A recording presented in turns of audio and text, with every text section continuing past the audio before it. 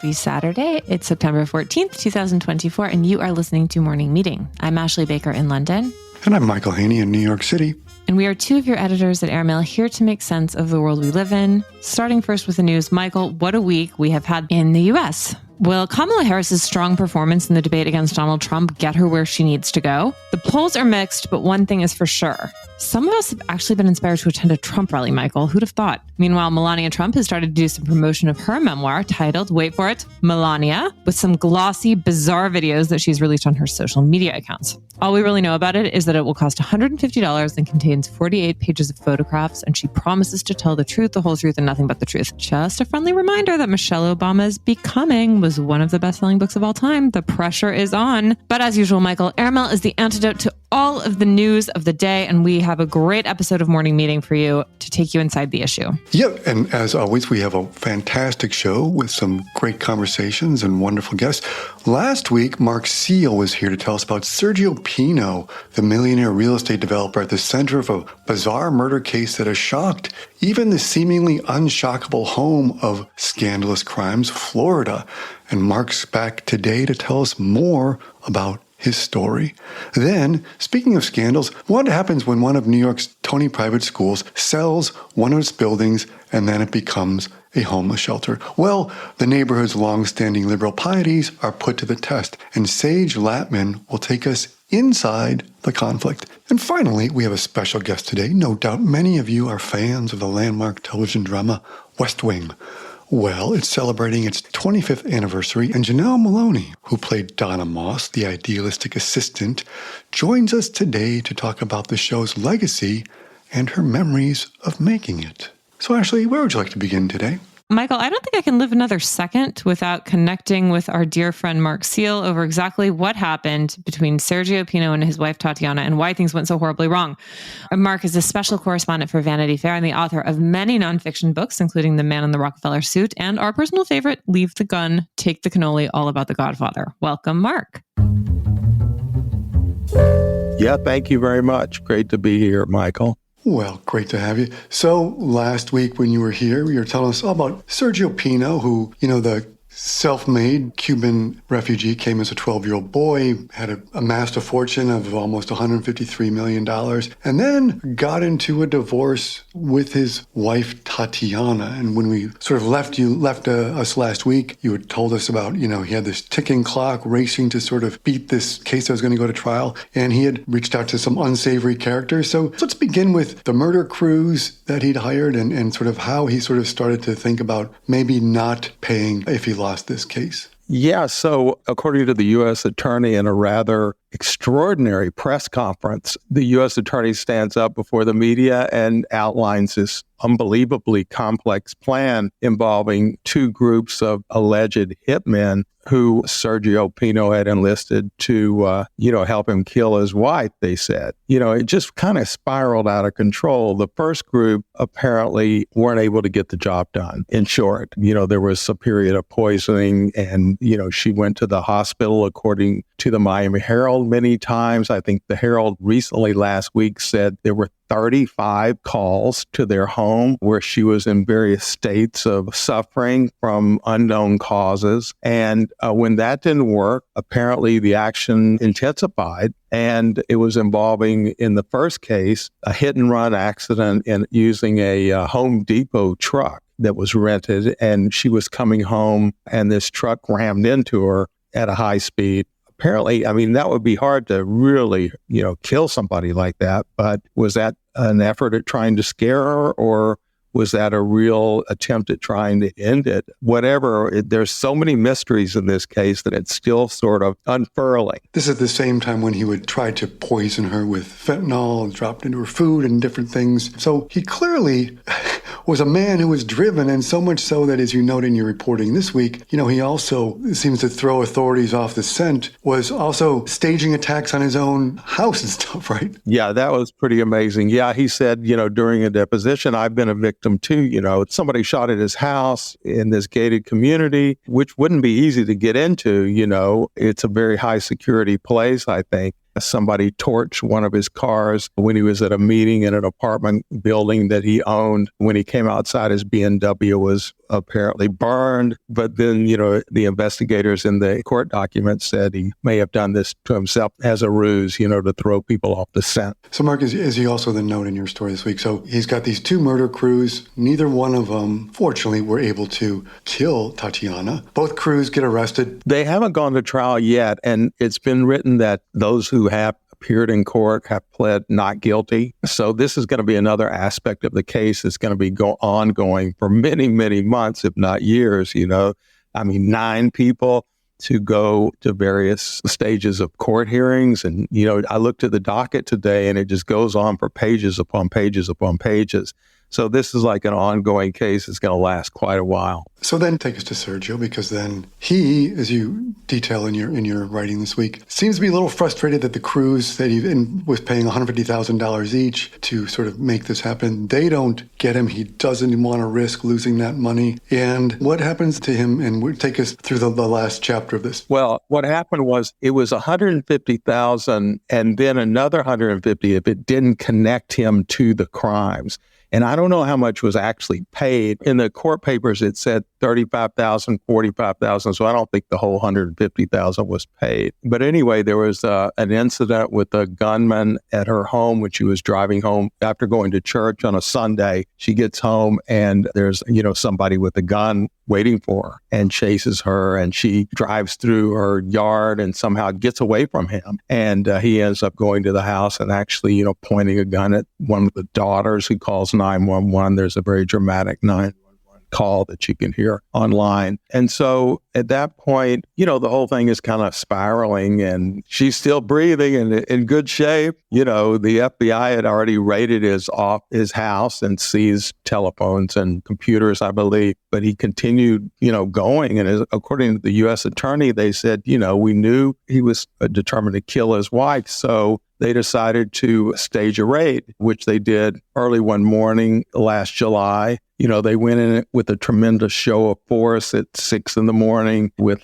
SWAT team. And his attorney said that there were agents on his yacht in the back of the house, and they were urging him to come out, and they never could get in touch with him, apparently. And when they finally got inside, they found that he had shot himself up in an upstairs bedroom, and Sergio Pino was dead. Which begs the question then, what happens to his fortune after he's dead? That's another fight that's going to be ongoing with his brother and his wife. Went to court in August to determine what happens to the money, because before he passed away, he rewrote a will and left a lot to his brother. So there's another court battle looming about that, which is still undecided and still in progress as well. So it's sort of a mess. So one of his dying acts was to rewrite his will, and now that's going to be stuck going through the court system for a while, because she's going to claim that the prenup would be enforced, and his family's going to argue otherwise, right? Exactly, I'm sure. Yeah, we'll see what happens next. This is like a cliffhanger on every turn. What was he thinking? What was he doing? What was his intention? Were they trying to scare her, or, were they trying to kill her? As the government claims. So, it's an ongoing story that I think is going to be playing out for many months, if not years to come. As you just have said, it's a story that even Carl Hiaasen would be probably stunned about, right? I know. This is perfect territory for him, right? But it happened in real life, which is something incredible and very South Florida. Well, it's an incredible piece of writing on your part. One of those, I urge all of our listeners to read part 1 and part 2, which is available this week. I have a feeling this is not the last we'll hear of Mr. Sergio Pino's estate and his wife Tatiana and the battle for it. Exactly. Yeah, I think it's ongoing for sure. Yeah. Well, Mark, thank you for being here and making time. It's always a pleasure talking to you. Okay, Michael, thank you so much. Have a good day.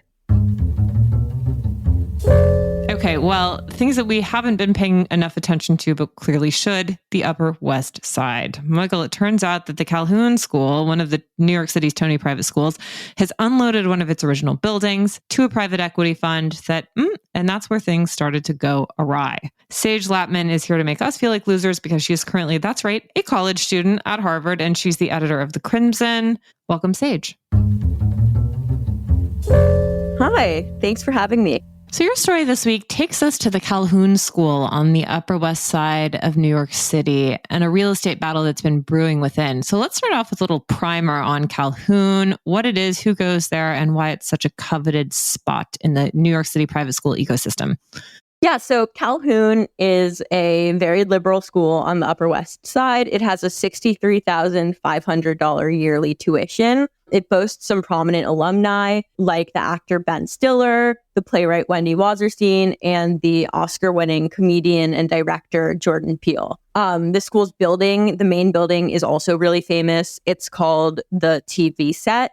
It's a giant glass building that looks like kind of a retro TV set that's on West End Avenue. Yeah, and the school has no walls inside of it in order to kind of create a more open, relaxed environment. Calhoun also has a preschool division, so I think it's preschool through 12th grade. But so the school's older students are in the kind of TV Set building, the more modern building. And then on West 74th Street, just a few blocks away, is a kind of, or was a kind of more classical building, a red brick 5-story building that housed Calhoun's lower school. And this brings us to the real estate controversy that we live for. So what exactly happened with that building? Why did Calhoun decide to sell it? Yeah, so Calhoun merged with another local Upper West Side progressive school, and they decided to move to that school's headquarters in the 80s, leaving their 74th Street building for sale. So they ended up selling it to a private equity firm called Bayrock Capital, who initially claimed that they were going to turn it into luxury apartment buildings.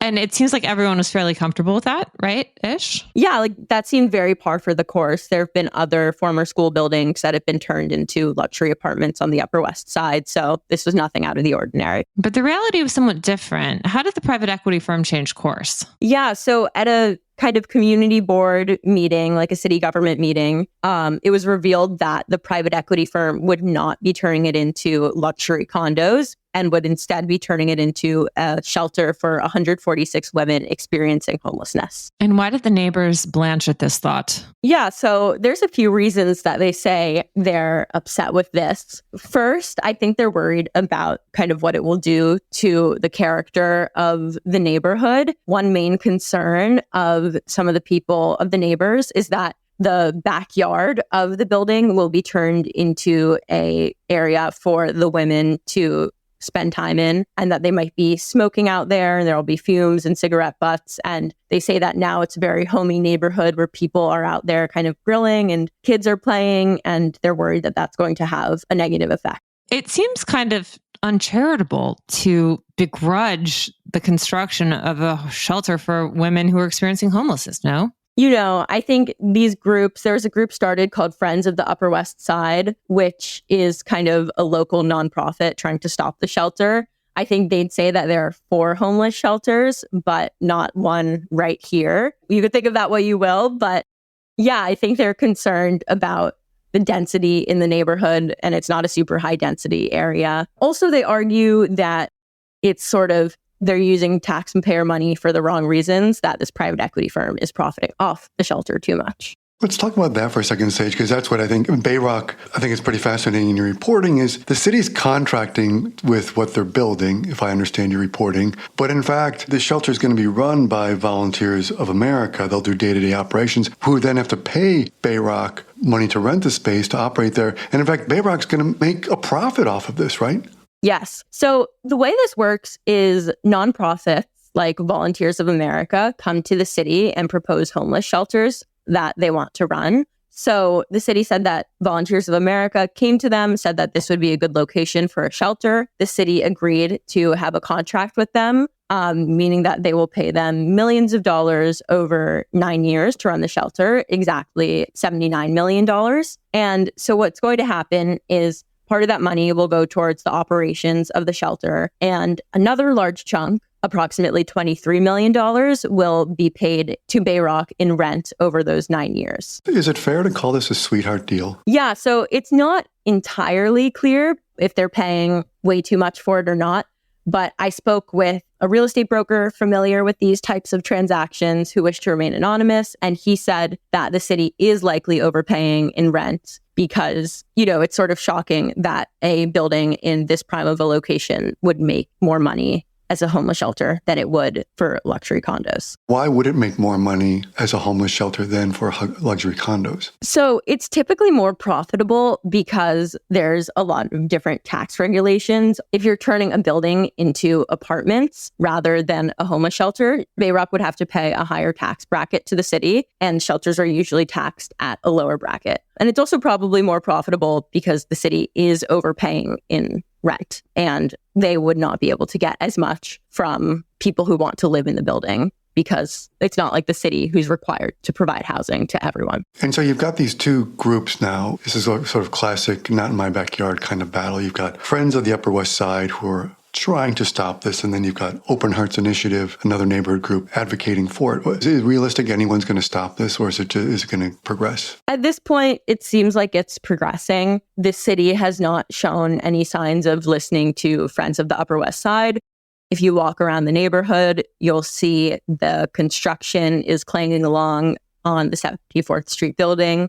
So it doesn't seem like the fight will necessarily have any outcome besides having the shelter still be built. The city isn't really responding to Friends of the Upper West Side's concerns. Construction is still happening. And I see that if it opens, there still probably might be some complaints from Friends of the Upper West Side, especially if there are concerns about kind of, smoking in the backyard, kind of the density of the building, bringing in too much traffic, kind of coming to the fore. If those continue, then there might still be complaints. One interesting thing is Bayrock Capital isn't the only firm that's done stuff like this and that has profited off of the city's homeless shelters.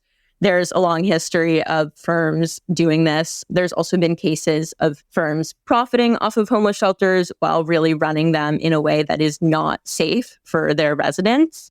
So this isn't an isolated incident. Another thing I would add is that there's also been some murmurings against the homeless shelter by a local councilwoman, Gail Brewer, who is mostly complaining that it's unfair that a firm is profiting this much off the city's homeless crisis and that there should be more permanent solutions like affordable housing. Well, Sage, thank you so much. We love a New York City private school story, and this has a real estate scandal to boot. So clearly it's the type of thing that we live for. Thank you for it. Yeah, thank you so much. Meanwhile, in the Department of Making Us Feel Old, it has been 25 years since The West Wing debuted on television, and the show is more beloved than ever. We have Janelle Maloney here, an actress living in Brooklyn, to tell us what it was like, not only on the set, but how her life has changed after playing the beloved role of Donna Moss. Welcome, Janelle. Hi, how are you? Well, we loved your story in this week's issue so much, and not only because we are West Wing super fans, but because you have such an interesting experience with the show, given that, you're one of the most recognizable actors who have starred in it. So for the past 25 years, this is a job that has followed you, right? Oh, yes, definitely. The interesting thing is the show is really, really, one never really knows the numbers, but just from my anecdotal day-to-day, living in New York, being on the street, I think the show is maybe bigger than it, ever been, but I think a lot of people are watching the show. And not just the people that watched it originally, but people that weren't even born when we started the show. Why do you think people are relating to it so intimately? Well, I think that it's fulfilled a need in people's lives. The feedback I get from fans is that it's very comforting for them. And they use it, like I said in my piece, they use it for all these different reasons to sort of get them through hard times in their lives. And then some people just love it's just so excellent, and I think it's really substantial. And for a lot of things that are on now, maybe that it feels like a little bit more grown up. And I think that people always have been craving this some kind of idea that there is a government that's sane and not out to kill each other, that are really there to try to do its best for the people. So I think people just use it as an alternative reality a lot of times. When you first read the script for the pilot, did you have the sense that you had discovered something extraordinary, or were you kind of surprised by how popular it became and how quickly that all unfolded? I didn't have a great sense of how good the show was going to be. I knew it was excellent. And of course, Aaron Sorkin is so great. So I knew that he was brilliant. But when you read a show, especially when you're auditioning and you're young and you're trying to get a job, you really are just nervous about your audition. So you kind of are focused on just your part and you're not really thinking about the whole. And when we started the show and it aired, everybody thought, oh, it's, they warned us that it would be like, oh, it could be like 10 million people. Don't be too upset. And then we aired, it was way, way higher than that. And the second time it went even higher. And it's just funny to put it in perspective. Now that's like a gigantic hit, It was just a different time because so many people were watching so few channels. Janelle, you had a great little anecdote in speaking of going in and auditioning for Aaron Sorkin about an insight into Donna Moss, the character that you sort of gleaned very quickly, which sort of was your North Star for the duration. Could you tell us a little bit about that? It was kind of a combination, but when I first read the script, I just thought right away, I thought, oh, Donna just loves him, just loves her boss and loves him in every way and loves him and would do anything for him. And I wasn't, totally 100% that it was romantic then, but there was kind of a dedication that was exclusive and profound. And then Aaron Sorkin told me that one of the women that he interviewed for this, who was at the time George Stephanopoulos' assistant, said this thing, which it always struck me as interesting, which is, she said, oh, I don't work for the White House, I work for George. And so it's like her loyalty was to him. I hope I got it right. And I always felt like that in the character. So literally like, as an actor, you always look for ways to ground yourself and keep things simple. And being in love with someone is the most simple thing to kind of focus on, because we do all sorts of things to express or to get or for that connection. And I think that that's just what I did. Every little thing I did, the underpinnings of it was that. And I think it worked really well. Janelle, the show ran for 7 seasons. So you spent quite a few years working on this particular project. It was such an incredible cast of all-stars, really. I mean, can you take us inside sort of your first day at work? Well, my first scene that I shot was with John Spencer, who, as you know, died in the 4th season. And we loved him. He's a wonderful, wonderful man. And I was just hired for just one show. I was not hired as a regular. I don't think they ever anticipated my role being what it ended up being. And I always say that if it had, I wouldn't have gotten the role. I might not have even gotten the audition. I did a little tiny scene with him. And then John just looked at me and he said, you're going to be here till the curtain comes down. And it was true. And then we did, he was just absolutely right. And we all kind of thought about that when he kind of would go around and tell people what he thought about their work. But it was just really exciting. And I loved Brad right away, Brad Whitford. But I didn't know what I was stepping into. I just knew that I wanted to say. One of the things that sort of like it's set in the White House, as we all know, but I wonder too, when you talk in this week's issue about be recognized on the street and the fondness people have on it. But I also wonder, just a theory, and I wonder your take on it, is some of the attraction to me, why people love this show, is that it presents work as a good thing. It's a workplace drama where the people are good and they're working for good things, and it's not people trying to backstab everyone. It's got its problems, but it's ultimately like an idealistic workplace, Oh, yes, I think so. And there's been a little bit of like criticism lately. It's sort of, we go in phases where people are starting to, like, there was a time when during the Me Too movement where people started writing about Donna and Josh, and Donna, was not treated fairly. And then now it's a little bit like we were too idealistic, and look what happened to the Democrats because of West Wing. Because so many Democrats, I guess, watch West Wing. There was an article sort of blaming West Wing, like Democrats need to get over their West Wing thing and like move on. It's cutthroat and deal with that. But I think that people really do have the idea that it should be like that. People should go to work and do the right thing and not just do what's best for them or their party. And I think there was all this, the Democrats were good. The Republicans were not bad. They were good too. They just had different philosophies. And I think that maybe there was a time when it was a little bit more like that. But Aaron definitely he has an idealized vision. And I think that that's what makes people so happy. It's just really entertaining.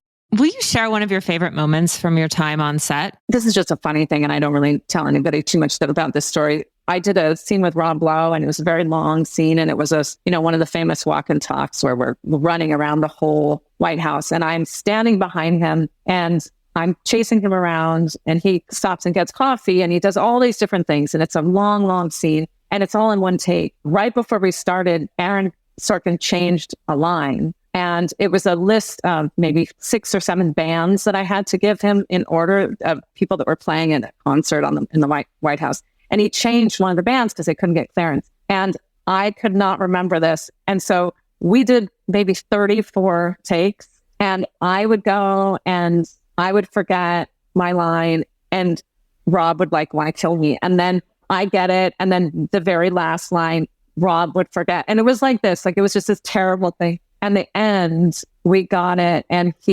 then I forgot the very, very final line.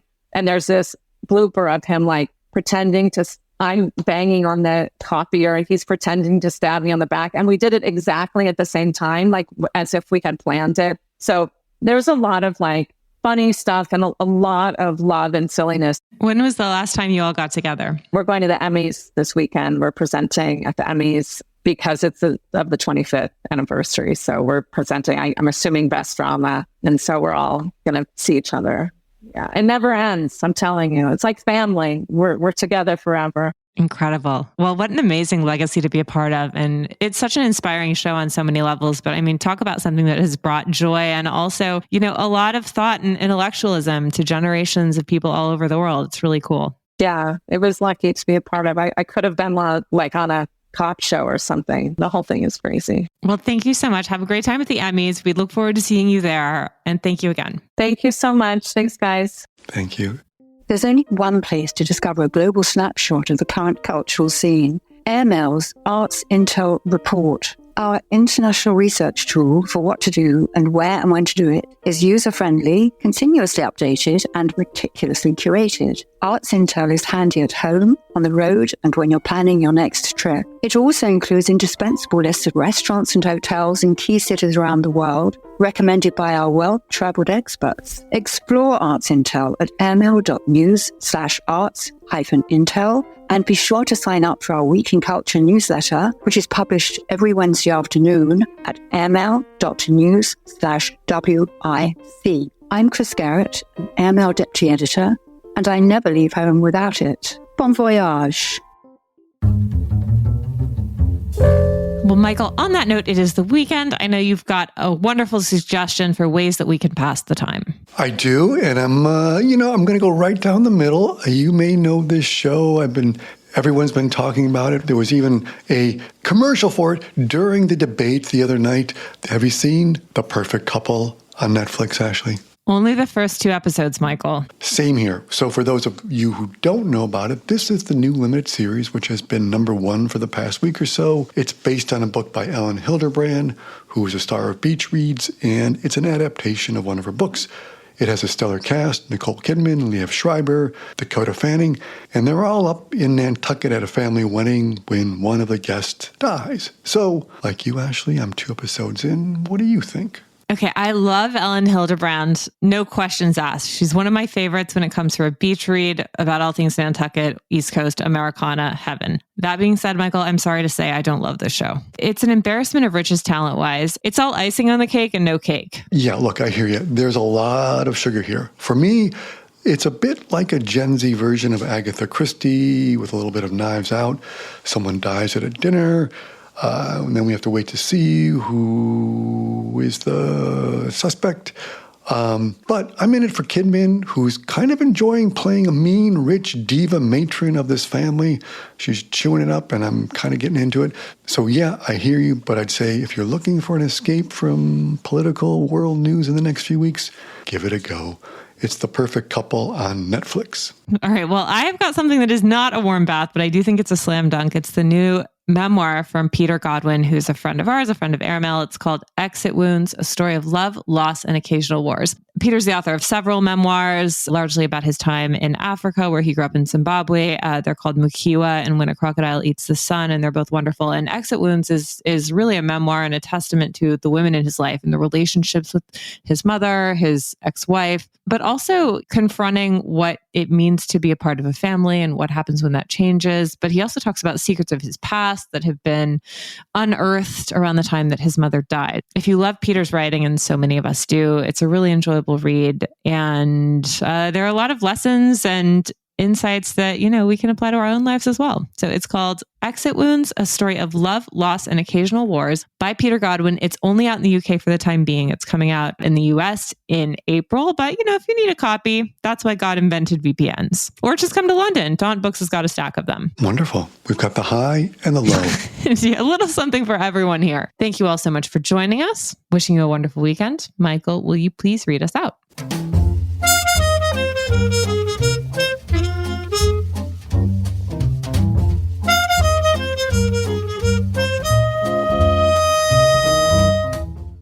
Morning Meeting is produced by Airplay Productions and edited by Jesse Cannon.